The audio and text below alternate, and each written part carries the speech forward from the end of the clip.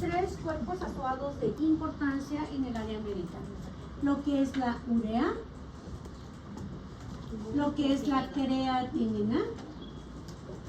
Estos pulmones se empiezan pintando bien bonito los primeros días y después no. Urea, creatinina y ácido úrico. ¿Ok? Básicamente la urea, recordemos un poquito de la bioquilatción, proviene básicamente de la degradación de proteínas. Sí, esos aminoácidos de proteínas degradadas que llegan a su tiempo de vida, es decir, el recambio proteico diario, ¿vale? Lo que viene siendo aminoácidos no esenciales que se van sintetizando y están en tránsito, o los aminoácidos que consumimos con los alimentos, al final de cuentas, para que podamos utilizar sus esqueletos carbonados para obtener energía, o si estoy en un excedente calórico, guardarlos en forma de grasas debido a que no tengo una reserva de proteínas propiamente dicho. Pues básicamente mayor cantidad de aminoácidos para degradar o guardar, mayor cantidad de urea vamos a formar. ¿Sí? La creatinina se forma de dos aminoácidos, arginina y glicina, forman un intermediario requerido en el ciclo de la urea, que es ornitina, sí, y arginina y glicina. Eso es bioca 2. ¿Ok? Me da dos intermediarios, lo que es ornitina, que canalizó el ciclo de la urea, guanidinoacetato, que lo uso para formar creatina, y esta creatina nos sirve para guardar energía en tres tejidos: cerebro, corazón y músculo, a través de una enzima llamada creatinfosfoquinasa o CPK. ¿De acuerdo? Y esta fosfocreatina, que es una molécula energética que pertenece a los fosfágenos, sufre un recambio diario, lo hayas utilizado o no. Y una vez que se desfosforila, hayas utilizado su energía para formar ATP o hayas hidrolizado el fosfato sin formar ATP, la creatina libre se cicla de manera espontánea y no enzimática para dar una molécula llamada creatinina. ¿Sí? Por tanto, ambos son moléculas de desecho. ¿De acuerdo? Solo que una la producimos de manera más constante que la otra. La que se produce de manera constante es la creatinina, porque depende más que nada de la masa muscular. Y tu músculo no varía en masa de un día para otro. ¿De acuerdo? La que puede variar por la cantidad de proteínas que nosotros consumimos es la urea. Entonces, los valores de urea son más variables, pero sin salirnos de los valores de referencia. Y el ácido úrico proviene de la degradación de adenosina monofosfato y guanosina monofosfato. Estas básicamente vienen del recambio celular diario. En el recambio celular diario, los ácidos nucleicos que se van a destruir, lo que es adenina y guanina, van a terminar canalizados a su degradación formando ácido úrico. ¿Sí? Y los tres se eliminan vía renal. Por lo tanto, cuando urea, creatinina se elevan, como el órgano encargado de eliminarlos es el riñón, ustedes como médicos sospechan de que la filtración renal está siendo afectada por algún motivo. ¿Sí? Un proceso de tipo glomerulonefrítico, ¿de acuerdo? Ya sea por depósito de complemento, ya sea por actividad de anticuerpos, formación de inmunocomplejos, ¿va? O está siendo afectado por procesos crónicos, por glucosilación de proteínas, como en el diabético tipo 2, condicionando una nefropatía diabética. Y ustedes pueden distinguir los procesos inflamatorios glomerulares en dos grandes categorías, dependiendo de que básicamente de qué tan rápido se esté llevando a cabo. Con razón no proyecta esto. ¿sí? Como síndromes nefríticos o como síndromes nefróticos. ¿De acuerdo? Y con eso vamos a jugar un poquito. Vale. Entonces,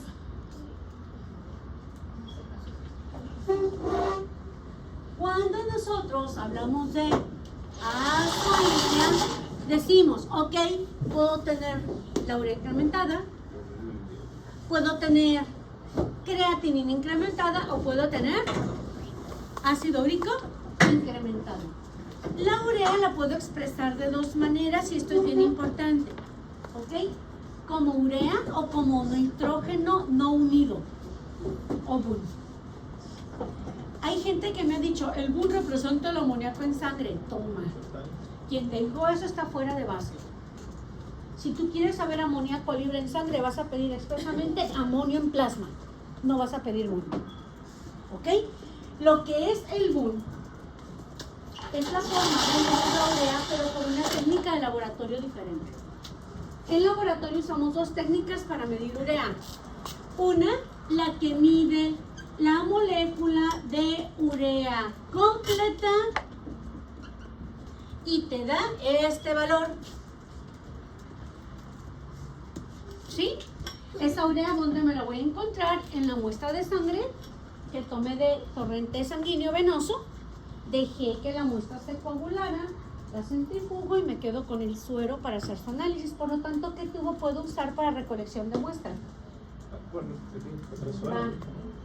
Si voy a ocupar el suero que voy a obtener después de que coagule la muestra, ¿qué tipo de tubo voy a utilizar? Ocupo suero, no plasma. Azul. El azul claro. Rojito. El azul claro es plasma. Rojito. Rojito. El rojo o el amarillo. Porque el rojo no tiene anticoagulante o tiene activador de coagulación. Sí, el amarillo. Aguas. El amarillo tiene gel separador para que cuando se forme el coágulo en las centrifugas quede en medio de los glóbulos rojos y el suero. Aguas, que en el final se vuelve a preguntar eso. Pero agregado con caso clínico. La verdad feo. Ya sabes que soy media gacha. ¿Ok? Entonces, técnica número 1, si yo mido la molécula completa, me van a reportar urea. Técnica número 2 que hay en el laboratorio. Una vez que tomo la muestra de suero, ¿sí? La muestra de sangre, la dejé coagular, la centrifuga y me quedo con el suero, a esta alícuota de suero que pongo en el tubito o en la celda de reacción, se le produce una hidrólisis primero. Y esta hidrólisis me va a dar bicarbonato más 2 moléculas de amoníaco libre, que es la composición de la molécula. Y lo que voy a medir es esto. Esto, jóvenes, es lo que se reporta como BUN, Abundant Nitrogen. ¿Sí? Los amoníacos que surgen de la hidrólisis de la urea. Pero esto lo estoy haciendo in vitro. No está sucediendo en vivo. No me está diciendo amoníaco libre en sangre. Me está dando el amoníaco que libero de la hidrólisis de la urea en un tubito. Por lo tanto, es otra forma de medir la urea. Si nos vamos a pesos moleculares, ¿quién pesa más? ¿Urea o los grupos amino? Urea. Y si ese peso molecular yo lo traduzco en masa, en gramos o miligramos, es por eso que el valor de referencia de urea es mayor que el de BUN. Y los puedo interconvertir. Si tú tienes valor de BUN y lo quieres transformar en urea, al valor de BUN multiplícalo por 2.14 y es urea. Si a ti te reportan urea, pero tú has estado monitoreando a tu paciente con BUN, no hay bronca, no le vas a volver a pedir otra prueba. El valor de urea que tienes lo multiplicas por 0.467 y ya lo tienes convertido en BUN. Y ya puedes hacer tu comparación. ¿Me explico? ¿Sale? Ahora. Importante. ¿Qué situaciones puedo tener interferencias que me pueden dar falsos elevados de urea o falsos bajos? ¿Ok? Si tu paciente presenta glucocorticoides, por ejemplo, tienes un síndrome de Cushing. En Cushing hay mucho cortisol en sangre. Y el cortisol induce proteólisis. Por lo tanto, si por cortisol haces proteólisis, lo que te da el dato clínico característico de las estrías violáceas en el paciente con Cushing, ¿sí? ¿Qué haces con todos esos aminoácidos que estás soltando? Los mandas al ciclo de la urea, por lo tanto esperas tener más o menos urea, más. Y si el riñón no está filtrando bien, va a tender a acumularse. Si el riñón se está filtrando, vas a tener urea normo alta o ligeramente incrementada. ¿Me explico? Si tú tienes un problema tiroideo, un hipertiroidismo, si tienes más hormona tiroidea de la normal, vas a inducir catabolismo. Si tienes poquita hormona, pues vas a guardar grasitas. ¿Cierto? En este caso tiene catabolismos proteicos, por lo tanto también te eleva el BUN y también te eleva la urea. Entonces, hipertiroidismo y Cushing no controlado, esperas valores de urea o de BUN normo altos o ligeramente elevados. ¿Estamos de acuerdo? Vale. Pero, salud. Si este paciente presenta andrógenos elevados, por ejemplo, una mujer con síndrome de ovario poliquístico, y están en repro, ¿verdad? Reproducción, no reprobación, ¿ok? Ay, qué mala me va. ¿Ok? Ojo, una mujer con síndrome de ovario poliquístico o tienes un paciente con una hiperplasia suprarrenal congénita, ¿sale? Que es menos común. O estás hablando de un paciente que está utilizando esteroides anabólicos. ¿De acuerdo? Estos tienen un efecto anabólico. ¿Qué quiere decir? Que de las proteínas que tú comas, que digieres y los aminoácidos que tú absorbes, los vas a canalizar a la obtención de energía o a la síntesis de proteínas. A la síntesis de proteínas, porque un varón se pondría esteroides anabólicos para aumentar la masa muscular. Por lo tanto, los aminoácidos los mandas a masa muscular y quedan menos para degradación. Eso va a hacer que tu urea y tu BUN tiendan a estar disminuidos o normo bajos. ¿Me explico? ¿Nos estamos entendiendo con esto? ¿Dónde te atoraste? En lo último. Ok. Andrógenos y hormona de crecimiento. ¿Ok? Vamos a pensar en un varón que entra al gimnasio y que quiere que los músculos se le pongan así bien así gigantes. Pero no quiere durar tanto tiempo en lograrlo. ¿Sí? Y por ahí le dijeron que puede doparse hormonalmente. ¿Sale? Y como no va a participar en nada, solamente quiere verse así, porque quiere traer, no sé, atención específica, pues ahora se pone sus inyecciones de esteroides anabólicos o se aplica hormona de crecimiento. Estas dos hormonas, la testosterona y la hormona de crecimiento, promueven aumento de masa muscular y también promueven metabolismo óseo, ¿cierto? Vale. Entonces, ¿de qué está hecha la masa muscular en mi vida? De proteínas. ¿Esto qué quiere decir?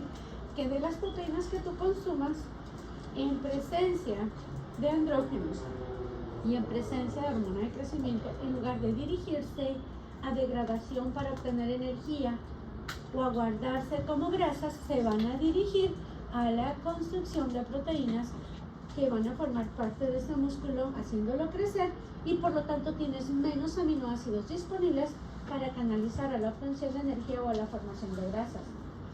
Todo aminoácido que tú canalizas a la obtención de energía o a su resguardo en forma de lípidos tiene que eliminar los grupos amino, y de eso ¿quién se encarga? El ciclo de la urea.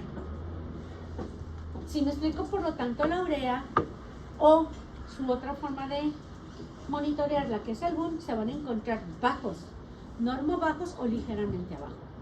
¿Me explico? ¿Vale? Ok. Ahora, cuando nosotros tenemos una afectación renal, es decir, riñón sí funciona, pero algo está provocando que mi presión arterial disminuya, lo que disminuiría básicamente la presión de filtración en el glomérulo. ¿Sale? Eso puede hacer que al haber menos presión de filtración, la urea esté más tiempo en sangre, porque no hay la presión suficiente para eliminarla.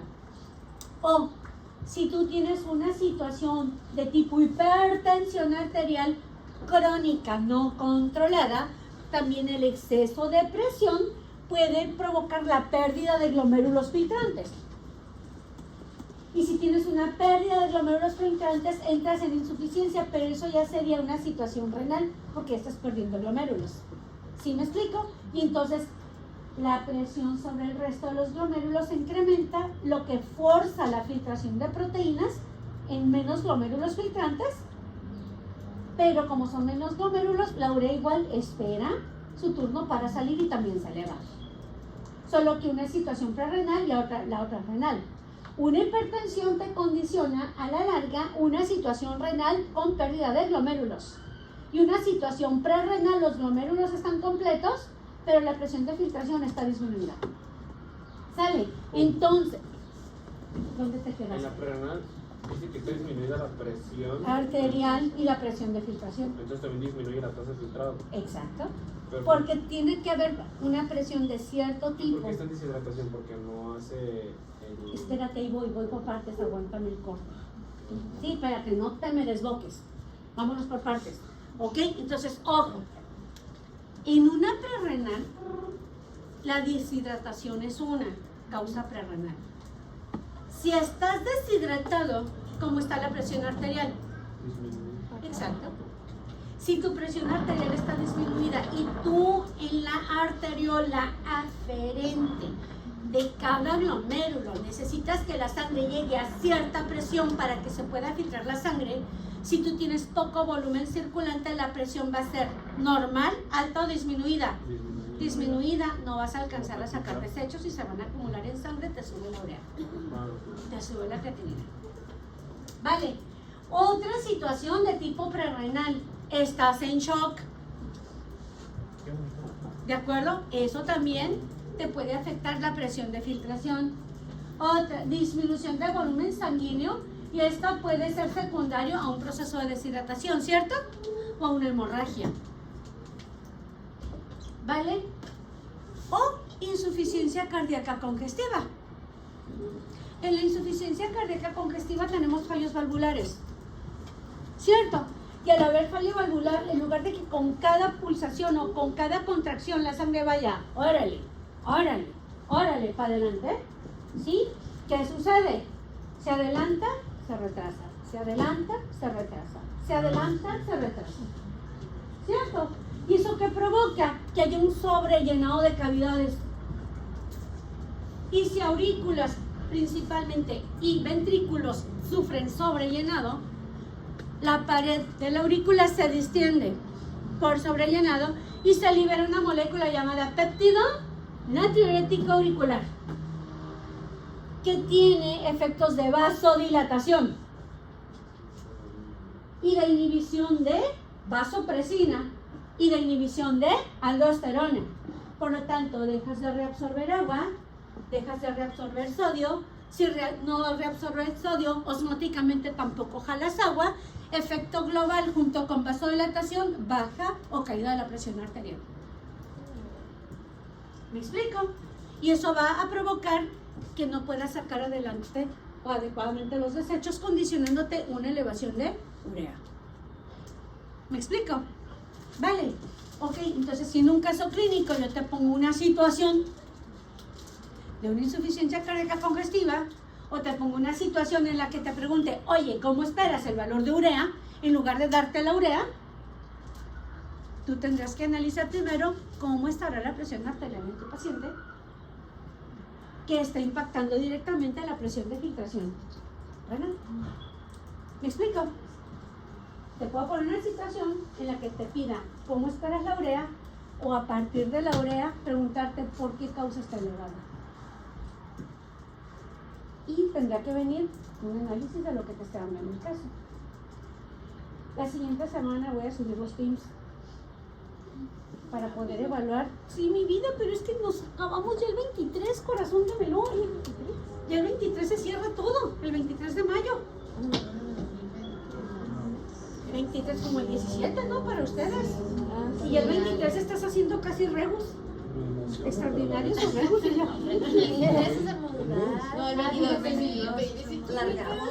Pues sí, pero mira, si les voy dando los casitos, cuando tengan chancita, les vas dando una revisadita, aunque no hayamos visto el tema directo que te tocó allí, al menos ya traes una idea, lo googleas, lo buscas en libros, lo que sea, y ya vas adelantando. De otra manera, si te lo suelto a rajatabla, igual van a chillar, ¿no? En química no alcancé. ¿Verdad? Y van a querer su 10%, ¿verdad? Y se los voy a regalar, ya me conocen. ¿Verdad? Ya me conocen, que no les regalo nada. ¿Ok? Viene. Ahora, todo esto te puede dar una elevación tanto del BUN o de la urea. Recordemos, BUN es una forma de expresar urea. Nada que ver con amonio libre en plasma, ¿ok? Es otro boletote, ¿va? Entonces, también esto te puede dar lo que viene por una hemorragia gastrointestinal masiva, sobre todo una hemorragia gástrica. ¿Por qué? Si tienes una hemorragia que tienes en grandes cantidades ahí en el estómago, sangre, ¿no? Una úlcera, una ruptura de una varice esofágica por una hipertensión portal secundaria, una cirrosis, etc. Sale. Y si está en el estómago, en presencia del ácido, degrada los glóbulos rojos y desnaturaliza las proteínas que contienen en su interior, que es la hemoglobina. Es como si hubieras comido una cantidad impresionante de carne. ¿De acuerdo? Por lo tanto, esa sangre se va a digerir a lo largo del intestino. ¿Y qué es lo que vas a absorber en cantidad industrial? Aminoácidos. Y si no estás haciendo ejercicios, ese montón de aminoácidos, ¿los vas a utilizar para formar proteínas extra? No. Los vas a desaminar, canalizar con el ciclo de urea y los esqueletos carbonados se van a ir a grasita. ¿De acuerdo? Por lo tanto, vas a tener un incremento de urea en sangre. ¿Va? Incremento de metabolismo proteico. Esto sería de catabolismo. Los estados febriles también te suben el BUN, porque se induce cierta proteólisis por desnaturalización por la temperatura alta. ¿De acuerdo? Obviamente, si tuviste una fiebre de 2-3 horas, no lo vas a notar. Pero si tienes un paciente que tiene una patología autoinmune, que te llega al área de urgencias, ¿sí? Con estado general malo, y ha estado así con fiebre durante una semana, tú esperas que el BUN esté elevado. ¿Me explico? ¿Va? ¿Ok? También podemos tener afectaciones renales que tienen una elevación del BUN o de la urea. Y aquí lo más impactante o lo más relevante es que suba, no que baje. ¿Por qué? Si la urea sube, esta es altamente difusible. Es osmóticamente activa. Para donde vaya, baja el agua y difunde fácilmente al cerebro, lo que te va a condicionar un edema cerebral. ¿Sí? Y al estar difundiendo a diferentes órganos, si difunde intestino, que lo va a hacer, tenemos flora simbiótica, ¿se acuerdan? Y lleva microbiología, ¿verdad? Pues la flora simbiótica produce la enzima ureasa. Por eso utiliza la prueba de ureasa para identificar cierto grupo de bacterias. ¿Sale? Y al tener ureasa, ¿qué le harán a la urea? La degradan. Y vas a tener gran cantidad de amoníaco en intestino que se absorbe de volada a sangre y que difunde barrera hematoencefálica. Y te da los datos de encefalopatía, lo que te puede mandar al paciente a un estado de coma, a convulsiones, etc. ¿De acuerdo? Por lo tanto, es bien importante que mantengas a raya el nivel de urea. Por dos cosas. Si difunde enterita, membrana hematoencefálica o barrera hematoencefálica, edema cerebral. Si difunde en forma de amoníaco, encefalopatía. Júntame las dos, paciente entrando y saliendo de coma. ¿Me explico? Por eso es tan importante controlarlo en medicina. Ahora, si tú tienes a un paciente con fallo renal, en el cual tienes una disminución de la filtración por algún proceso inflamatorio de los glomérulos, como una glomerulonefritis aguda o síndrome nefrítico, ¿sale? El BUN o la urea se van a elevar. ¿De acuerdo? Ahora, si estás hablando de un paciente que ya tiene un síndrome nefrótico porque desarrolló alteración de sus glomérulos a lo largo de muchos años, como suele suceder con el paciente diabético tipo 2 no controlado, ¿sí? Que desarrolla una nefritis, una glomerulonefritis diabética. ¿Cómo se le llama, verás? Nefropatía diabética. Que desarrolla una nefropatía diabética. Entonces, en estos pacientes vas a tener todo el cuidado de disminuirle la ingesta de proteínas. ¿Por qué? Es un paciente adulto. Estás hablando de un síndrome nefrótico.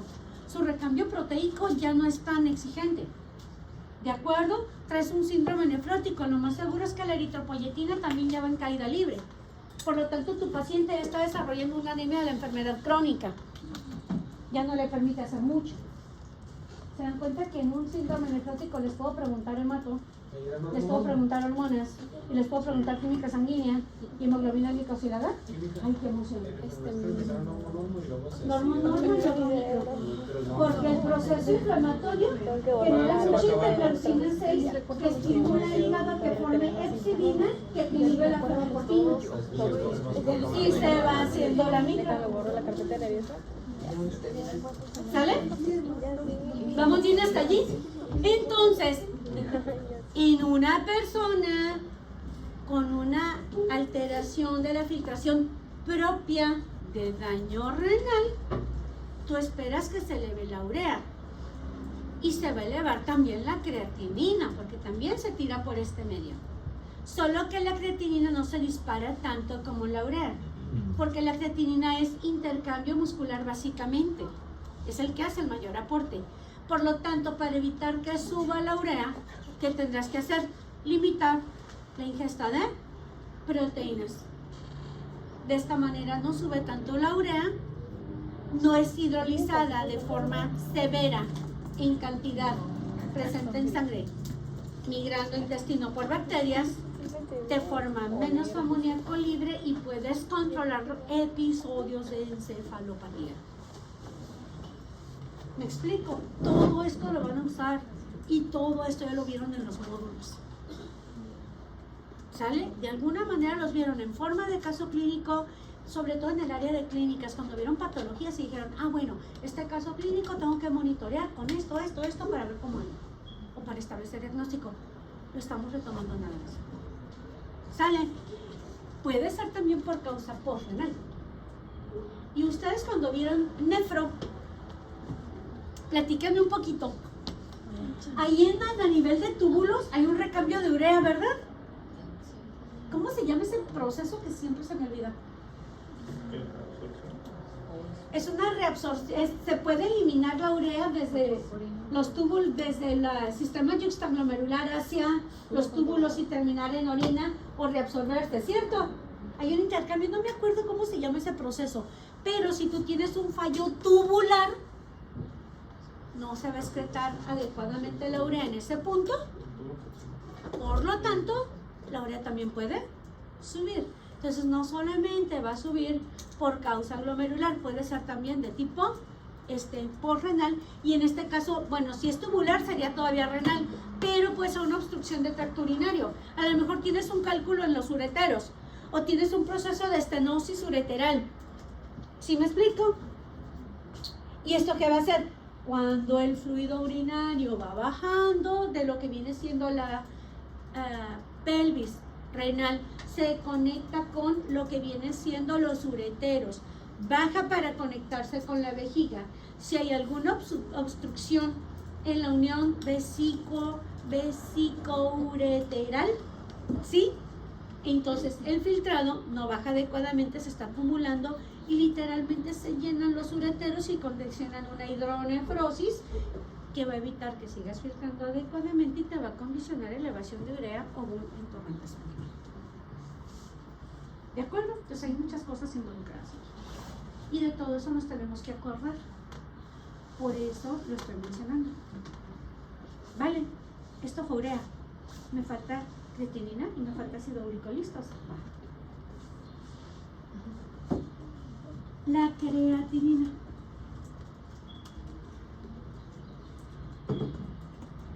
Valores normales varían ligeramente entre varón y mujer, porque se supone que en el varón el índice de masa muscular es un poquito más alto que en la mujer. A veces hay excepciones, ¿no? En la pareja la señora hace halterofilia y el señor flaquito, flaquito, así que más le vale mantener boca cerrada. Si no, imagínate un trancazo, lo mandan hasta por allá. ¿Ok? Entonces, depende mucho del índice de masa corporal. En el varón, como hay más masa muscular y la fosfocreatina se guarda en el músculo como fuente de energía alterna y hay un recambio diario, en el varón tenemos una creatinina ligeramente más elevada de manera normal que en la mujer. Los niños están en proceso de crecimiento. De acuerdo, hay una gran remodelación muscular, va creciendo, ¿sale? Por eso es que aquí el valor de urea es algo más bajo, está casi por la mitad que en el adulto. Así que en pediatría tienen que tener cuidado con la interpretación de valores. ¿De acuerdo? Y se considera que cuando la creatinina en sangre se mantiene en 4 o arriba de forma sostenida, ya tenemos una disfunción renal considerable que se puede considerar irreversible. El daño ya está hecho, ya no lo vas a echar atrás. ¿De acuerdo? Aquí se maneja básicamente los niveles de creatinina por ser la que se produce de manera constante, porque no es influida por la cantidad de proteína que tú consumes, no de manera directa. Entonces, básicamente es la que me va a dar la pauta para determinar más que nada la tasa de filtración glomerular. Por eso ustedes en renal vieron una prueba llamada depuración de creatinina. ¿Sí? Y por ahí aplicaron una formulita llamada fórmula de Cockcroft.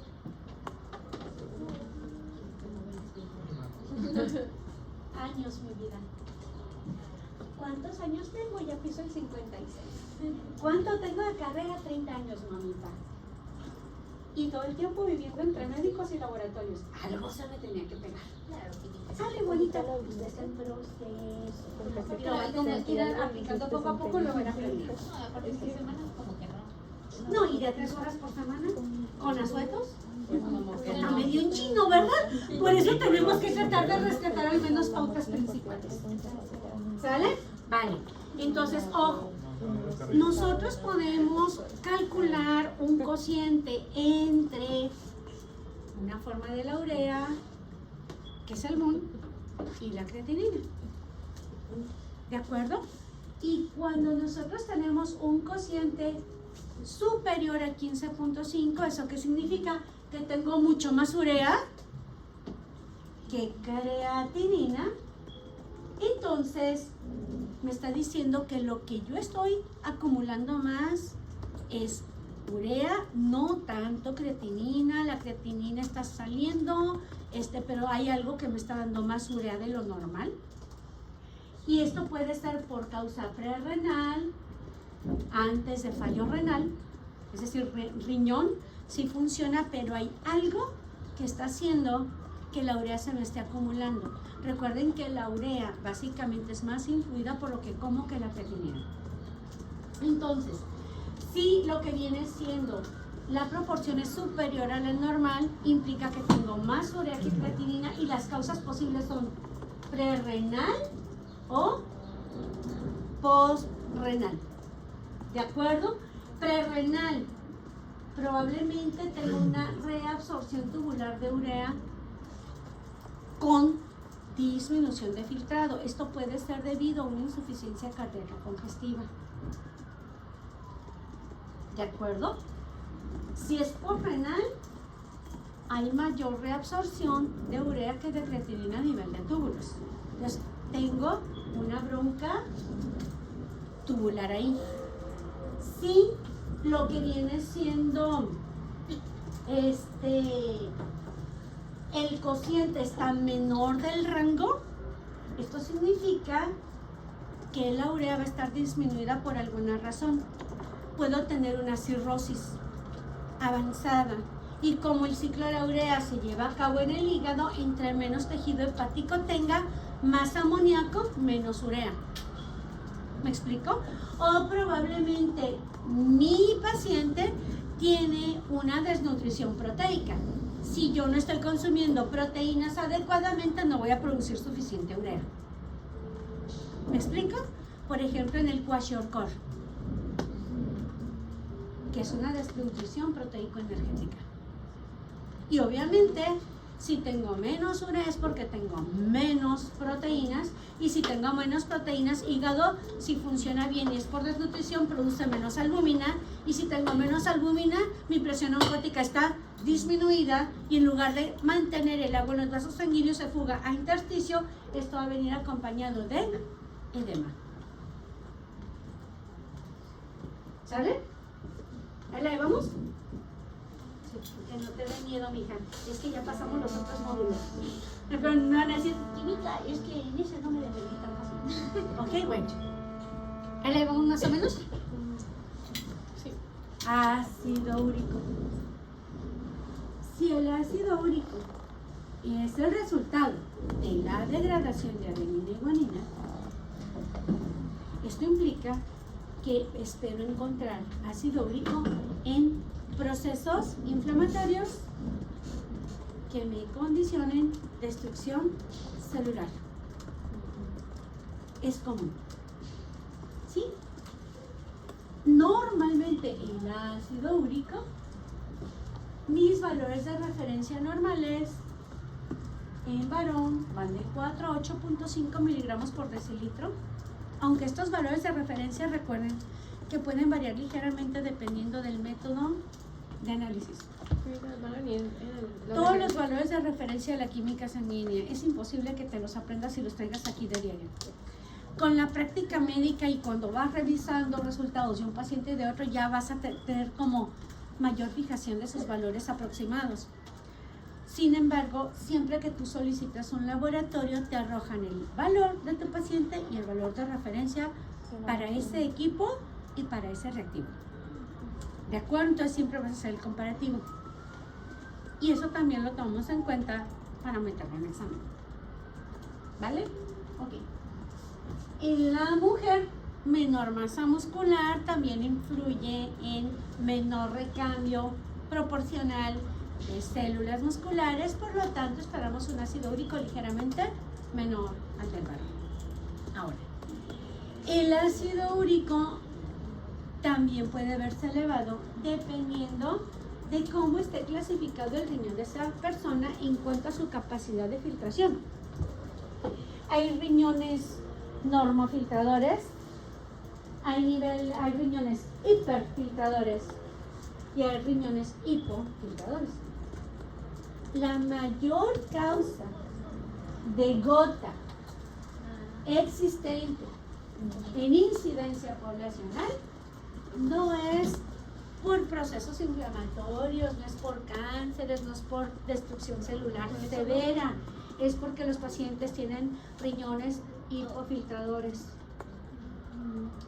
Esa es una de las principales causas. Entonces, filtran de menor cantidad el ácido úrico y se acumula un poquito más en torrente sanguíneo. Entonces, ¿qué tienes que hacer? Disminuir la carga alimenticia que te proporciona xantinas y que te proporciona adenina y guanina, la carne roja. O bajarle a los alimentos que te dan mucha glutamina, mucho ácido aspartico y mucha glicina, porque estos participan en la síntesis de purinas. Con el doctor Miñano, con el químico Valenzuela, donde haber visto.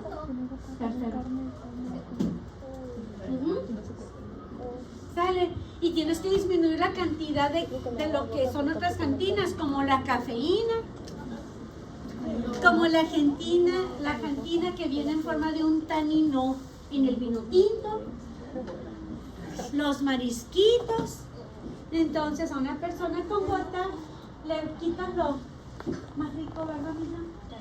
La carne roja, los mariscos, el vino tinto, el cafecito. ¿De acuerdo? Porque todos ellos en su descomposición van a terminar como ácido úrico. Y si eres un pobre filtrador, vas a empezar a acumular ácido úrico en articulaciones. Va a ser fagocitado por monocitos. No lo va a poder eliminar y va a dar origen a tofos, que van a actuar como un estorbo entre las articulaciones. Y mis articulaciones están inervadas por terminales sensibles a dolor. ¿Sale? Todo eso lo tienes que recordar. ¿Ok? Entonces, ojo, correlación clínica. También, si el riñón es el encargado de sacarlo, en un fallo renal, ¿qué ácidos se van a ver elevados? ¿Se elevará la urea? En fallo renal, ¿se elevará la urea? ¿Se elevará la creatinina? ¿Se elevará el ácido úrico? Dijo mi mamá que sí. Que a omelette. A omelette. A huevo, pues. Ok, omelette se van a elevar dependiendo del grado de falla. ¿Va? En la cetoacidosis también, porque aquí no solamente estás eliminando grasas, si estás en una cetoacidosis estás jalando reservas y también vas a empezar a jalar proteínas, y al degradar proteínas y ácidos nucleicos vas a tener más adenina, más guanina para degradar. ¿Sale? En exceso de lactato también. El exceso de lactato es una forma de acidosis. ¿Va? Algunos diuréticos te elevan el ácido úrico, como el uso de diuréticos de asa, furosemida. ¿Cierto? Y pues la gota clásica, lo que es proceso directo. ¿Vale? Pero, ojo, hay otras entidades que también pueden condicionar la elevación de ácido úrico. Hiperlipidemia, obesidad, aterosclerosis, diabetes mellitus, hipertensión. En la hipertensión, ¿cómo están los vasos sanguíneos? Por lo tanto, no van a filtrar igual. Están casi colapsados, ¿ok? En el ejercicio por rhabdomiólisis. En la alimentación rica en purinas, si eres un pobre filtrador. Y ojo, en procesos de degradación acelerada celular. Por ejemplo, pacientes sometidos a quimio y radioterapia usualmente vienen acompañadas de elevaciones transitorias de ácido úrico. Entonces les puedo mezclar en un caso una situación de cáncer con química sanguínea. Porque dijo que se relacionaba. ¿Mandé? Por la destrucción celular masiva. Al destruir las células, liberas y degradas todas sus componentes: carbohidratos, lípidos, proteínas y ácidos nucleicos. Y en todas estas patologías se va a elevar el ácido úrico. Se puede, en estas se va a elevar ácido úrico. Si tienes un fallo renal, se eleva urea, obun, creatinina y ácido úrico. Solo en eso. Ahí se elevan las tres. ¿De acuerdo? Ahí la llevamos más o menos. Nos vamos acordando de los módulos anteriores. ¿Qué dices? Estás así como que parada de pestañas, moza. Puki, sí está re bonito. Ahora, ya vimos azuados. Vamos a ver lípidos. ¿Sale? Y ahorita que veamos lípidos, voy a jugar con situaciones. No llores, hermosa, no llores. ¿Qué dices? Me voy a regresar. No llores, ok, va. Ahí les voy. Lípidos, es bien importante. Las pruebas que se utilizan para monitorear lípidos dentro de una química sanguínea. Estos forman parte de la química sanguínea más amplia, que es la de 30 parámetros. Pero a veces solamente pides perfil de lípidos en lugar de pedir toda la química sanguínea. ¿Sí? En lo que es el aspecto comercial, los laboratorios, y también lo que viene siendo en el aspecto o en la situación institucional. Sobre todo en la institucional suelen acomodar las pruebas o agruparlas por perfiles, porque a la institucional le conviene hacerte una química sanguínea completa si no ocupas conocer todos los parámetros. gastan demasiados insumos de reactivos, etcétera, que a veces no se pueden cubrir. Entonces, te manejan desde una química sanguínea de 3 parámetros, una de 5 parámetros. La de 3 parámetros es la básica, glucosa, urea, creatinina. Esa se la vas a hacer a todo paciente que llegue de urgencias y que tengas que meter a quirófano. Órale, paz, por ahí. Porque tienes que ver si le tienes que tener preparada insulina en el transoperatorio o antes de la cirugía. Y cómo funciona el riñón para hacer ajustes, básicamente de anestésicos. ¿Sale? Sin embargo, hay algunas ocasiones en lo que te interesa es buscar perfil de lípidos. Por ejemplo, pacientes con hipertensión, secundaria hiperlipidemia. Por ejemplo, el médico cardiólogo, porque tienes un paciente cardiópata que ya ha tenido algunos infartos previos de mayor o menor intensidad, ¿sí? Secundarios a desprendimiento de placas de ateroma. Entonces hay que monitorearlo, porque lo vas a tener con medicamentos hipolipemiantes. ¿De acuerdo? Ok. Las pruebas que voy a medir es triglicéridos totales, el colesterol total, y el colesterol total viene siendo la suma de los colesteroles contenidos en los diferentes vehículos de transporte llamados lipoproteínas. ¿De acuerdo?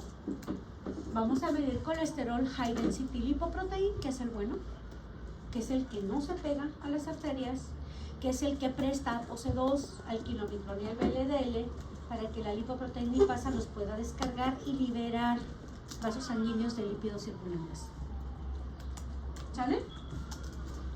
El LDL, que es la forma más pequeña de la VLDL, es muy ligera en cuanto a densidad, por lo tanto corre bien pegadito a la orilla del torrente sanguíneo en contacto con el endotelio vascular, y si está oxidado fácilmente se engancha con los fosfolípidos del endotelio, iniciando un proceso de aterosclerosis. ¿De acuerdo? También se calcula el índice de colesterol total HDL, que se conoce como índice de riesgo cardíaco.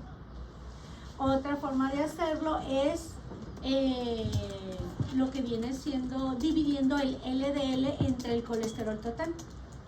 Ambos son índices de riesgo cardíaco y ambos tienen que estar abajo de 4 para que se considere saludable. Arriba de 4, entre más arriba estás después de 4, significa que tienes más LDL en circulación. Se pega más por ir más pegado al endotelio y aumenta el riesgo de aterosclerosis, vasooclusión o calcificación de la placa de ateroma con siguiente fractura, embolismo, isquemia de algún órgano, principalmente corazón. ¿De acuerdo? Valores de referencia. Triglicéridos no debes de pasar de 150 miligramos por decilitro. Colesterol no debes pasar de 200 miligramos por decilitro. HDL, como este es el bueno, quieres que este esté por arriba del valor mínimo, arriba de 40.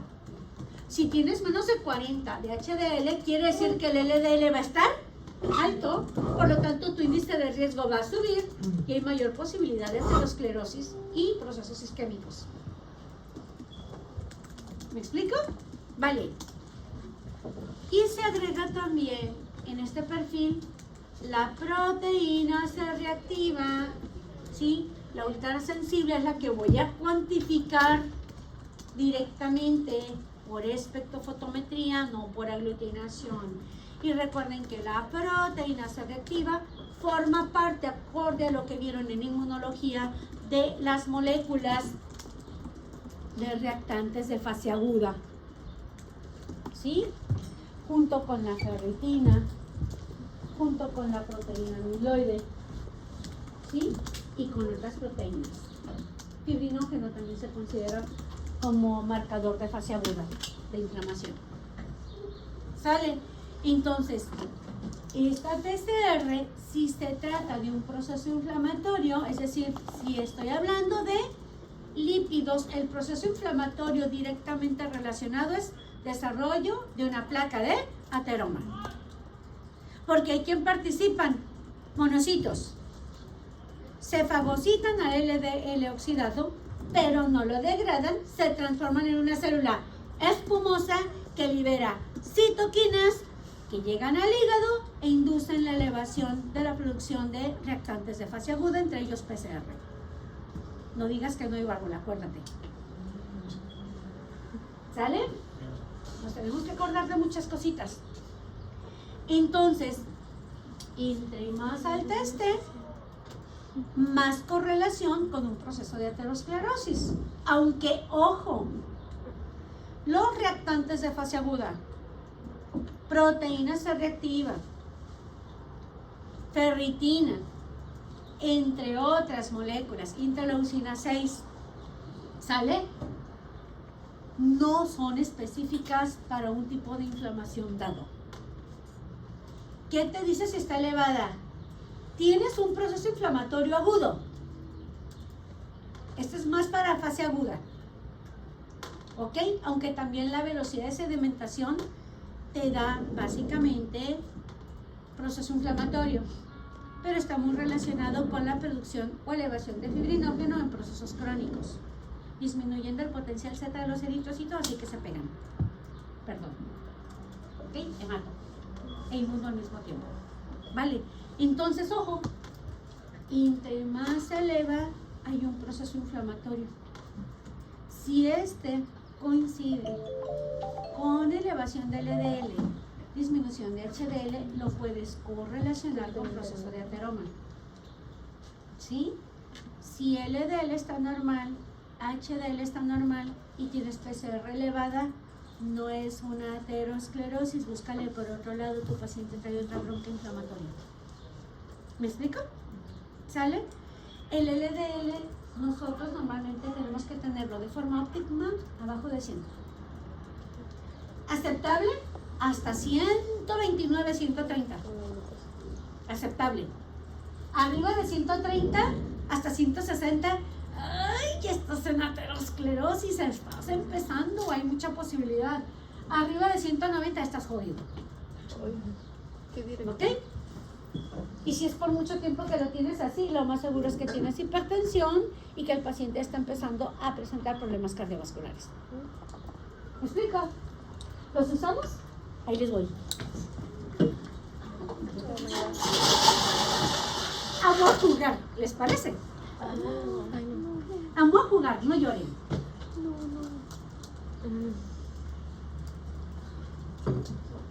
Si se fijan, estamos viendo gastro, cardio, renal, de todas y todo junto con pegado bien curada, ¿verdad? Vale. Yo estoy emocionada. Y ustedes así como que, ya no sean gachos, déjenme emocionarme este fin de semana. ¿Dónde tienen borrador o dónde lo dejé? ¿Se los dejé por algún lado? Porque borré hace rato, ¿verdad? ¿No es esta que está en el piso? ¿Y Te doy otra. Ah, acá traigo yo también telita. Traigo una telita aparte para situaciones de urgencia. Bien. Les voy a agregar aquí unos datos que son importantes para colesterol HDL. Yo siempre me emociono, salvo cuando vengo cansada, ¿verdad? Pero es que todo esto me encanta. Es que conociendo esto casi puedes diagnosticar cualquier cosa. No, Se vamos pone bien a ver bonito. de la vida. Exacto. En el internado, ¿no?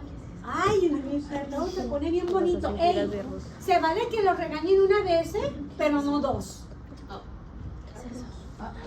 Una se vale, que te pongan como palo de gallina una vez. Se vale, porque te agarran fuera de base. Pero después de que te ponen una regañiza, ey, saca tu orgullo. Y este hijo de la fregada no me vuelve a agarrar de trapeador. Y para eso, ¿qué tienes que hacer? Sentarte a leer. Para que la siguiente vez le respondas hasta que ya no puedas. Y diga, mira, si no era tarugo, lo agarré con hambre. ¿Ok? Y no te agarré de bajada, porque si no te va a agarrar de bajada. Usualmente los médicos especialistas con los internos se portan muy ojetes. La mayoría no se dejen. Y la forma de no dejarse es demostrar que puedes. Qué cosa tan fea, ¿verdad? ¿Qué dices? Me arrepiento. Vale, ok, bien. HDL, ¿qué dijimos? Tiene que estar arriba de 40. Pero eso es el límite inferior normal, ¿ok? Eso es lo mínimo que debes de tener. Para que haga su chamba de poder activar VLDL, kilomicrones, y que rapidito sean procesados por la lipoproteína lipasa endotelial, rapidito entreguen sus triglicéridos y rápido saques a los lípidos de torrente sanguíneo. ¿Ok? Sin embargo, valores óptimos.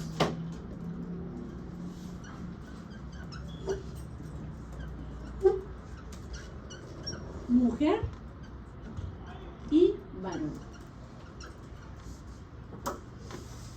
En mujer tenemos que andar arriba de 65.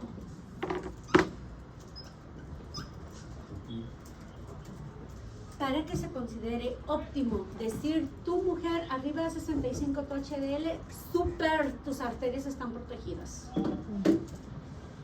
¿Sabes? Varón arriba de 55 miligramos por decilitro. ¿Por qué nos hicieron menos? Porque la mujer, aunque no nos guste por naturaleza, somos más grasa que los varones. Busto y cadera es grasa. ¿Sale? ¿Por qué se dice, y lo van a ver ahorita en reproducción, que después de la menopausia aumenta el índice de riesgo cardíaco en la mujer? A ver, ¿qué pasa en la menopausia? ¿Qué hormona no formamos? ¡Ay, qué bonito! En la meno, los estrógenos van a la baja, ¿verdad? ¡Uy! Ok. ¿A partir de qué formamos estrógenos? El colesterol. ¿Con qué transportamos el colesterol? Con la VLDL. Por lo tanto, si este colesterol no se está usando para formar estrógenos, la LDL sube. Por eso los estrógenos son protectores cardiovasculares, porque al estar quemando el colesterol formando estrógenos, bajamos el LDL de la circulación. ¿Sabes? ¡Qué emoción! ¿Qué dices, química? Ya cállese. Química, ya cállese. ¿Ok? Va. ¿Listos? Ahora sí. Voy a poner 3 situaciones ahí de comportamiento y ustedes me van a decir para qué les gusta. No me digan que para hacerlos bolitos, borrarlos. Porque me van a dar un tipo de diagnóstico. Los vamos a interpretar. ¿Listos? A jugar. No chillen. Salgan de llorones. Eso nos pasa por tener clase lunes y viernes, ¿verdad? ¡Qué hueva! Los veo el lunes y vienen desganados porque vienen el domingo. Y los veo el viernes y ya piensan viernes, ya se quieren y los no manches. Ay, la última hora. Es que tal vez hacerla mediodía. Sí, pero pues ni modo. Para la otra hay que pedir. Pues yo pido, pero nunca me lo conceden. ¿Cuál cuento? ¿Caso 1? No me distraigan. Caso 2. Caso 3. Vamos a jugar. Vamos a poner aquí triglicéridos, lo voy a abreviar. Colesterol total. Colesterol HDL. Colesterol LDL. IRC es índice de riesgo cardíaco. ¿Cómo lo calculo? Agarro mi colesterol total y lo divido entre colesterol HDL. ¿Ok? O agarro LDL y lo divido entre HDL. El HDL siempre está en el denominador. ¿Va? Ok. Y proteína selectiva. Vale. Caso número 1. Todo expresado en miligramos por decilitro. ¿Ok?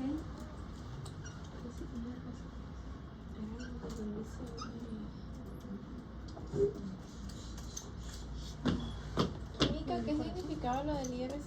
índice de riesgo cardíaco. Cierto. Gracias. ¿Va en el autoestudio? Esto sí anótenlo Me como, imagino. márquenlo como autoestudio, porque es análisis de datos. Thank you. ¿Sale?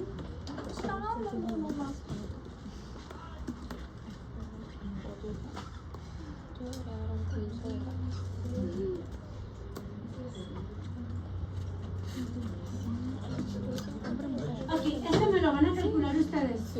Índice de riesgo. A ver. Ese es uno. Y aquí, interpretación diagnóstica. Calculamos colesterol total de 155.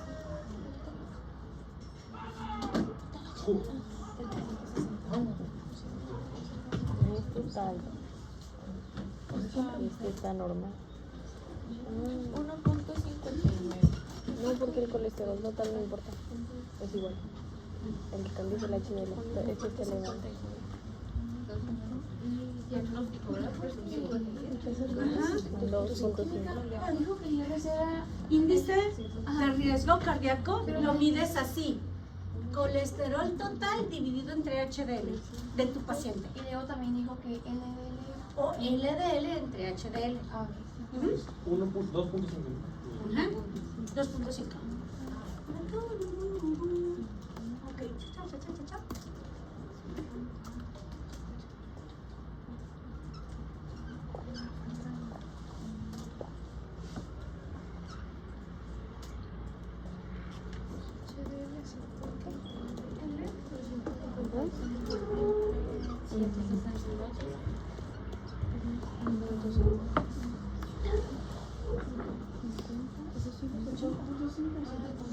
Dos. ¿De cuál? ¿Del 1 o 2? Ah, 2.5. ¿Cómo dice tabla aquí?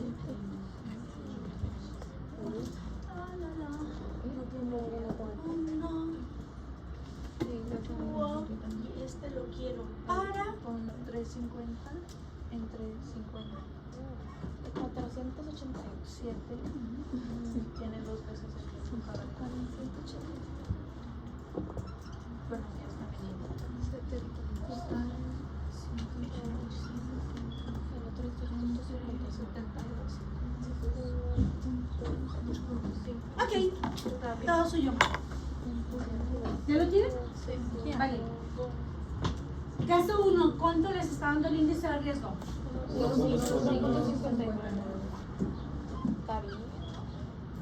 ¿Ok? ¿Cómo interpretamos el primer caso? Vamos a ver, ¿cómo están los triglicéridos? Normales. ¿Cómo está el colesterol? Elevado. Por encima del valor de referencia que es 200. ¿Cómo está el colesterol HDL? Elevado, pero esto es ¿esperado o es no esperado? ¿Qué es lo normal? Que esté abajo de, que esté arriba de 40. Si es mujer, que esté arriba de 65. Sí, está bien. Si es varón, que esté arriba de 55. Entonces, este está normal. Solo que está haciendo un aporte grande a lo que es colesterol total, ¿vale? ¿Cómo está colesterol LDL? 105. Casi óptimo. 105. Está en casi óptimo, no está, podríamos decir que está normal. Lo esperado es esto. Esto sería tu valor normal. ¿De acuerdo? Lo óptimo es que estuviera abajo de 100. Entonces esta lo podemos considerar normal. ¿Cómo está el índice de riesgo cardíaco? El índice de riesgo cardíaco, ahorita subo la pantalla, ¿ok? Tiene que estar en mujeres abajo de 3.3 y en varones, en mujeres abajo de 4 y en varones abajo de 5. ¿Sí? Esto implica que ya hay un riesgo. O sea, tienes que estar por debajo del riesgo. ¿De acuerdo? Por eso el punto de corte es 4 o 5. 4 en mujer, en varón 5. Ya arriba de 4 o arriba de 5 en varón, aumenta el riesgo cardíaco. ¿Me explico? ¿Sale? Está en la presentación, pero igual tómenle foto, como gusten. ¿Sabes? Ahora sí, me regreso a los 3 casitos. con las tres situaciones. ¿Ok? En este caso, ¿cómo está la PCR si tiene que estar abajo de 6? ¿Está? Normal. ¿Cómo lo interpretamos clínicamente? Me voy a fijar en mi índice de riesgo inicialmente y en mi PCR. Por la PCR, ¿hay proceso inflamatorio anexo, sí o no? ¿Y el índice de riesgo cómo está? Muy bajo. Por lo tanto, ¿aquí hay riesgo de aterosclerosis? No, pero ojo, ¿está normal todo el perfil? Tampoco. ¿Por qué? ¿Qué tengo elevado? Colesterol total.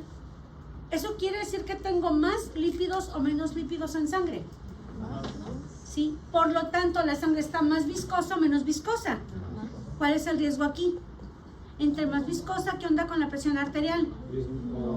Más aumentada. Y en este paciente no tengo índice de riesgo cardíaco por aterosclerosis, pero sí puedo empezar a tener una presión normo alta o que se me empiece a salir. ¿Me explico? ¿Vamos bien? Entonces, esto es probabilidad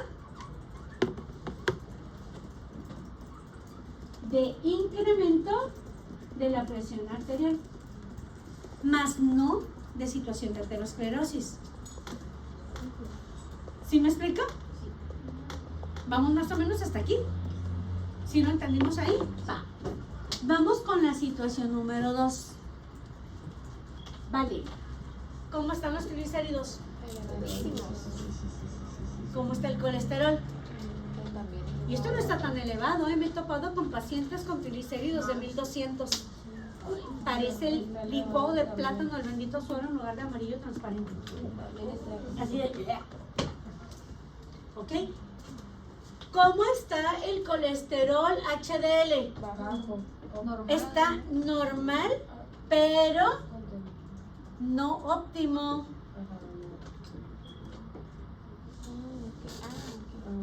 ¿Sí me explico?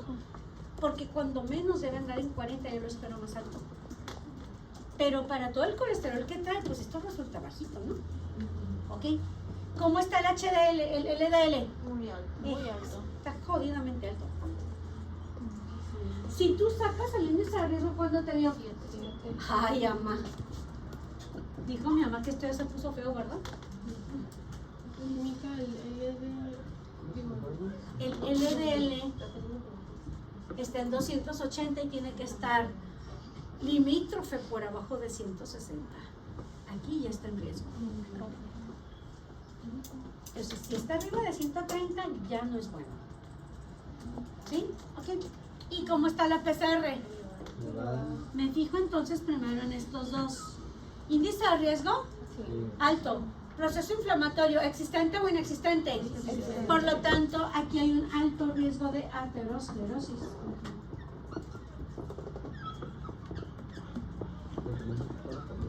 Y si tengo un alto riesgo de aterosclerosis y tú eres un médico cardiólogo, ¿en qué estás pensando? En una probabilidad de infarto.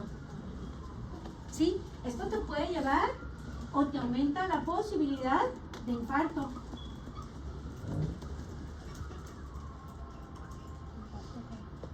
¿Cierto? Y aparte, ¿cómo está la cantidad de lípidos totales en sangre? Elevados. Por lo tanto, ¿cómo es para la presión arterial? También elevada. También puede dar una AVC, ¿verdad? Una enfermedad vascular cerebral. Ok, perfecto. Posibilidad de infarto agudo al miocardio o EBC, enfermedad vascular cerebral. Tiene las dos condiciones, aterosclerosis e hipertensión. Y aquí voy a ser más incisiva. ¿Listos? Agárrense. Vamos a conectar. ¿Sí? Situaciones anexas o situaciones colaterales que pueden suceder. Si este paciente mantiene ese perfil durante años, ¿ok? Esto tiene años de evolución. No, ahora las notas de problemas. Exacto. El proceso hipertensivo, ¿qué puede hacer a nivel de glomérulos filtrantes? ¿Los mantiene funcionando o voy a tener alteración o destrucción de glomérulos? Destrucción de glomérulos. Esto me puede llevar a una destrucción de glomérulos. Ya siendo renal. Por lo tanto, esto me va a generar un daño renal. Este paciente a la larga, ¿cómo espero encontrar el valor de urea? Elevado. ¿Cómo espero encontrar el valor de creatinina? Elevado. ¿Cómo espero encontrar el valor de ácido úrico si tengo menos glomérulos filtrantes? Elevados. Esto, jóvenes, es el cuadro característico de un diabético tipo 2 no controlado.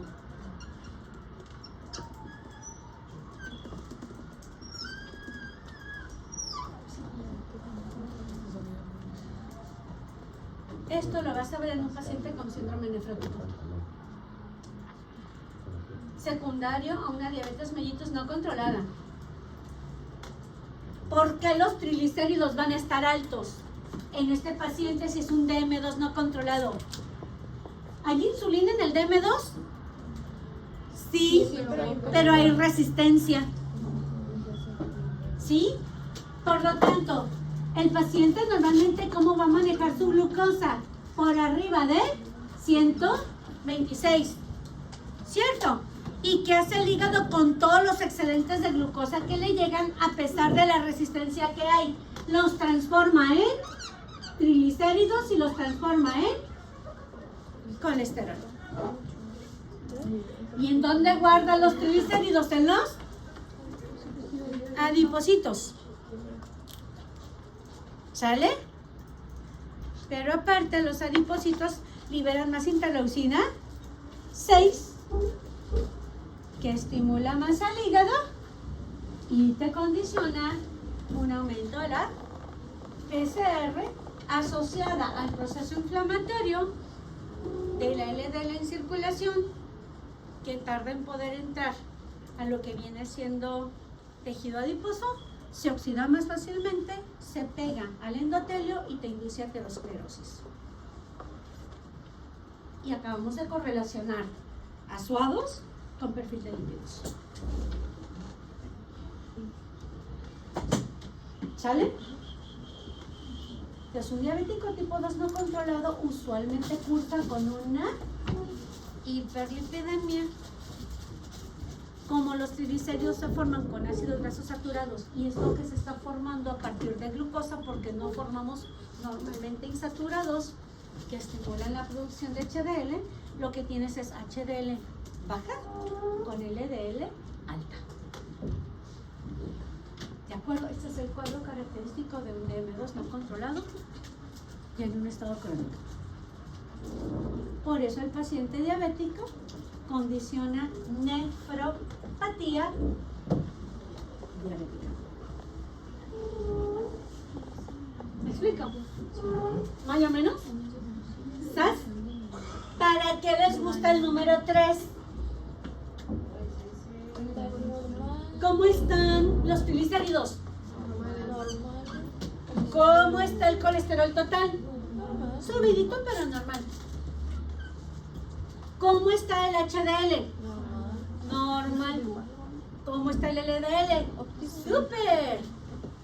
¿Cómo está el índice de riesgo? Estaba en 2.59.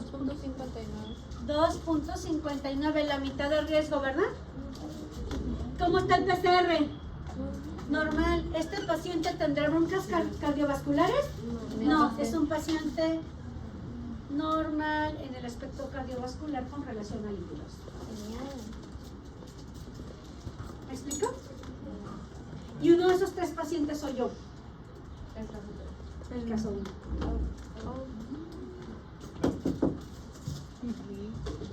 Siempre he manejado mi colesterol un poquito elevado, pero mi HDL no es por presumir, pero está bien bien. Así que lo que tengo que cuidar es no tanto por el HDL, sino bajar el colesterol total, porque sí he tenido ya últimamente mi presión normo alta. Antes la manejaba normo baja, es por los lípidos secundarios. Antes la manejaba alrededor del 110, 70, ya ando alrededor del 120, 80, 120 cúbole, pero es por esto mismo. ¿Sale? Pero por más que trato de dejar el huevito, no lo puedo. Si no desayuno huevo, siento que no me lleno. Así que yo todos los días desayuno huevo de huevo. ¿Ok? ¿Preguntas hasta aquí? ¿Sale? ¿Ahí la llevamos más o menos? Bien.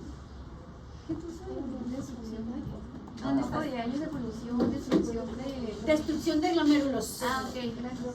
Ya traigo letra de doctor igual que ustedes. Gracias. ¿Sale? ¿Más o menos? Sí. ¿Listos? Sí, gracias. Pues, Vamos a jugar con bilirrubina y con esto terminamos hoy. Bilirrubina y acabamos. ¿Sasquatch? Y está bien simple bilirrubina. ¿Puedo borrar mi cochinero? Sí. Ya le tomaron foto, acuérdense que esto viene en la carpetita del tercer parcial. Me lo pasan el link que no quiero fotos con todo el reguero porque se los anulo. Demuéstrenme que son estudiantes a nivel licenciatura en medicina que supone que tienen que ser ordenados. ¿Sí le han subido fotos así? Sí. A ver,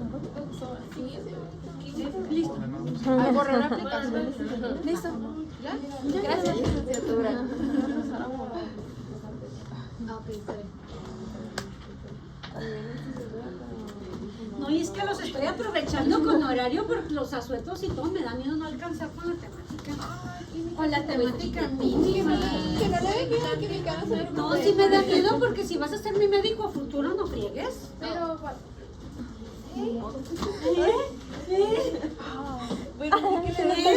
verdad? vamos a ver. De hecho, bilirrubinas ahorita rapidito, esto es bien sencillo. Recordemos un poquito la fisiología normal de lo que es la molécula de bilirrubina. ¿Ok? Rapidito, suavecito, Mickey Mouse. Vamos a verlo así.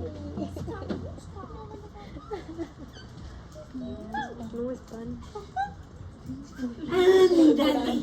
Vamos a verlo a la Mickey Mouse. ¿De acuerdo? Bien. ¿De dónde viene la bilirrubina? Normalmente viene de los eritrocitos que llegaron a su tiempo de vida o eritrocitos que fueron destruidos previamente. Dentro de la fisiología normal, cuando un eritrocito llega a sus 120 días, sufre deformación. Puede darte un crenocito, lo que se conoce como un poiquilocito. Esta célula deformada llega en torrente sanguíneo circulación al vaso y los macrófagos esplénicos lo van a fagocitar. Entonces aquí va a sufrir fagocitosis.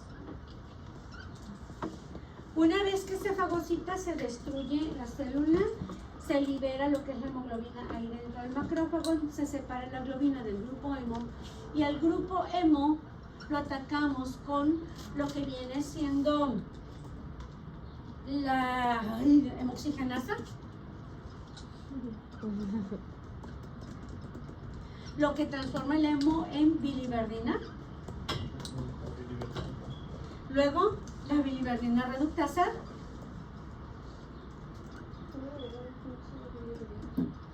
y lo transforma en bilirrubina indirecta o no conjugada, que se comporta como un lípido. ¿Esto está pasando dónde? En el vaso. Sale de circulación esplénica esta bilirrubina indirecta y se une a una proteína transportadora que es la albúmina. Y aquí la voy a llevar. Esta albúmina con la bilirrubina la lleva hasta hígado. Y en hígado voy a tener una enzima llamada UDP bilirrubina glucuronil transferasa. Voy a tener a la UDP bilirrubina glucuronil transferasa. Si esta me falla, acuérdense que si me falla genéticamente se puede condicionar la patología de Gilbert cuando es una deficiencia parcial. O hay otra patología que se me fue ahorita el nombre. Está Gilbert y está... No. Ay, que te condiciona una ictericia congénita. Ah, deficiencia de una... Sí, es esta, pero la patología más severa ahorita no me acuerdo el nombre. ¿Ok? La cuestión es que hígado agarra la bilirrubina indirecta, le pega 2 ácidos glucurónicos, lo que le aumenta solubilidad y se transforma en bilirrubina directa o conjugada. Esta bilirrubina directa se puede almacenar de manera temporal en lo que viene siendo la vesícula biliar o puede estar bajando a través del colédoco al intestino. ¿Sale? Se junta acá con el intestino delgado o duodeno y cuando llegamos al ileón, aquí tengo bacterias simbióticas que agarran esta bilirrubina directa y la dividen en 2 productos o la transforman en 2 productos. Estercobilina, que se queda en el intestino y da el color cafecito, amarillo café a las heces. Sale y urobilina. La urobilina se reabsorbe a torrente sanguíneo y se filtra por riñón. Y es el que le da el color amarillo a la orina.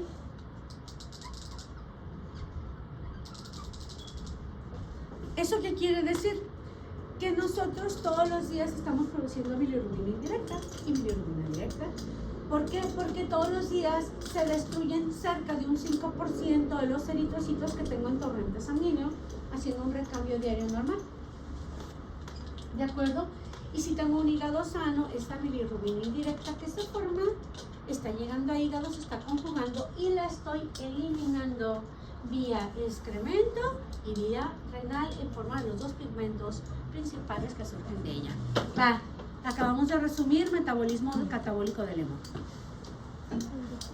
Vale, ok. Entonces, la bilirrubina yo la puedo medir de 3 maneras. Como bilirrubina total, que es la suma de lo que tengo en bilirrubina directa e indirecta en tránsito, en sangre, ¿sí? Entonces se puede medir como bilirrubina total, bilirrubina directa, bilirrubina indirecta. ¿Cuál es la que tenemos en mayor cantidad? La indirecta o no conjugada, porque esta es la que está en tránsito. Una vez que se conjuga, ya usualmente no la regreso a sangre. Hay un recambio muy chiquitito con sangre. ¿Por qué? Porque la mayoría de directa la canalizo a intestino y termino eliminándola en excremento y en orina. ¿Sí? Entonces, en los bebés normalmente va a estar un poquito más elevada porque los bebitos nacen hemoconcentrados. Y su recambio, ahora sí que ellos tienen un metabolismo muy acelerado. ¿De acuerdo? Conforme van creciendo, se van normalizando. Ahora, si nosotros tenemos elevaciones de bilirrubina por encima de 1.2 en la total, ya estamos hablando de hiperbilirrubinemias o tipos de ictericia. Y los tipos de ictericia se dividen en 3: prehepática, hepática y posthepática. Si es prehepática, significa que hígado sí funciona. Entonces, ¿cuál es la causa principal de que tenga bilirrubina elevada? Que tengo una mayor destrucción de eritrocitos. Por eso las ictericias prehepáticas casi siempre van relacionadas con hemólisis. ¿Sí? Puede ser hemólisis congénita como Gilbert, como el síndrome de Crigler-Najjar, gracias. No daba con él. O con el síndrome de Crigler-Najjar. ¿Ok? Ahí vamos a tener bilirrubina elevada, pero esa no va a ser hemólisis, esa va a ser hígado. Y no tanto un hígado patológico, sino un hígado deficiente en la enzima de la conjugación. ¿De acuerdo? Gracias, se me fue totalmente. ¿Lo googleaste, verdad? Sí, les había bueno. dicho ayer a Crigler-Najjar, pero ¿Qué dices? Lo googleé para confirmar, está bueno. Para eso sí nos sirve para salir de dudas rápidas. ¿Okay? Entonces, puede ser una talasemia, ¿sí? Puede ser a lo mejor una hemólisis inducida por algún fármaco al cual el paciente resultó alérgico, algo pasó, ¿sale? Puede ser una hemolítica post-transfusional, le pusiste a lo mejor una unidad de sangre que tenía un antígeno irregular, la paciente o el paciente lo recibió bien y generó una hemólisis tardía. ¡Pum! Te va a seguir esto. ¿De acuerdo? Si hablamos de una alteración hepática, el proceso hemolítico es normal, el recambio del 5% de tus glóbulos rojos es normal. El problema está en hígado. A lo mejor tienes un hígado cirrótico que ya tiene menos del 100% de actividad. Tiene 90, 80, 70%. Entre menos actividad hepática tengas, más alta va a estar la bilirrubina en circulación. ¿Ok? Y si hablamos de una alteración poshepática, básicamente estamos hablando de que tenemos alguna obstrucción en las vías hepatobiliares, ya sea el árbol biliar, ¿sí? O la salida de vesícula con colédoco, como una colecistitis o una colelitiasis.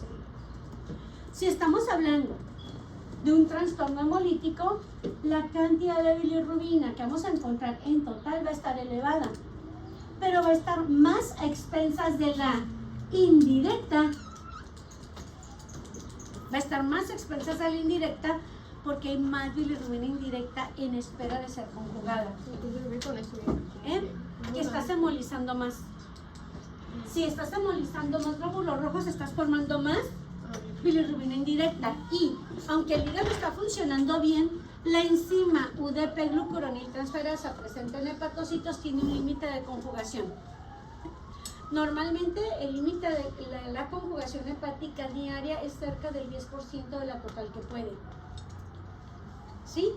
Conjugamos alrededor de 0.3 gramos diarios, usando solo el 10% de capacidad de conjugación. Sin embargo, el hígado puede conjugar hasta 3 gramos diarios. ¿Sí me explico?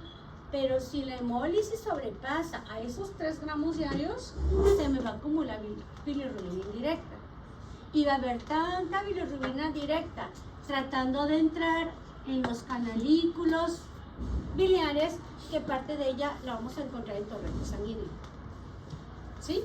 Ahora, si la bronca es hepática, significa que tengo menos hepatocitos usualmente, por lo tanto tengo menos enzima de conjugación, o si es genético, tengo menos enzima de conjugación. Por lo tanto, ¿qué va a predominar? Bilirrubina indirecta, y la directa va a brillar por su ausencia. No estoy conjugando adecuadamente. ¿Sale? Y si hablo de una poshepática, ojo, ¿estoy conjugando adecuadamente? Sí, pero no la puedo bajar. Por lo tanto, ¿dónde tengo acumulada la directa? Aquí en el árbol biliar. Y como el hígado es ampliamente irrigado, esa bilirrubina va a pasar a sangre y la voy a encontrar elevando en torrente sanguíneo. ¿Me explico? De esta manera, dependiendo del comportamiento que tengas entre bilirrubina total directa e indirecta, puedes correlacionar con causa prehepática, hepática o posthepática. Y si a eso le agregamos un poquito de la historia clínica, pues si tienes transaminasas elevadas y hepatomegalia va a ser por ahí. O si tu paciente es alcohólico o ha estado sometido a una gran cantidad de fármacos a lo largo de mucho tiempo por patologías que tiene de tipo crónicas, ¿sale? A lo mejor ya está asociado a una cirrosis hepática. Y si es una cirrosis hepática ya avanzada, va a venir también asociada con ascitis por la baja de producción de albúmina y pérdida de presión oncótica. ¿De acuerdo? Si el paciente llegó contigo porque después de comer le da un dolorón en hipocondrio derecho y le aplicas Murphy y te da positivo, pues es una poshepática. ¿Me explico? Aquí los dejo el día de hoy y nos vemos el lunes. ¿Vale?